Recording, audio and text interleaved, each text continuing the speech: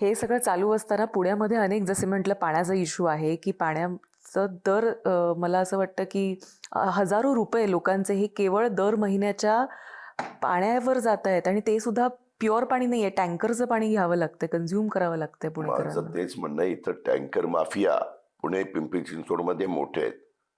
आणि आता इथं स्थानिक जे लोकल लिडरशिप काम करते ह्यांचे जे बगल बच्चे आहेत आणि मग ह्यांचे टँकर चालवण्याच्या करता हे सगळं चाललंय. आणि मग कुठलंही पाणी भरायचं, सोसायटीमध्ये तुम्ही राहत असाल तर तुम्हाला रोज पाणी लागतं, किती मोठ्या पदावर तुम्ही असला तरी. आणि त्याच्यामुळं मग शेवटी ते सोसायटीच्या चेअरमनला सांगतात बाबा आण कुठलं तरी पाणी, आणि मग ते पाणी आणलं जातं. अशा या सगळ्या गोष्टी आहेत.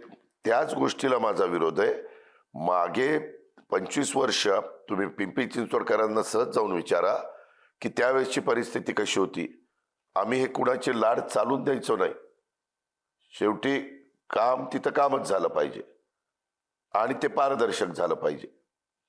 त्यामध्ये नागरिकांना पण काही प्रश्न मनात आले तर त्यांना शंकेचं निरसन आपल्याला करता आलं पाहिजे.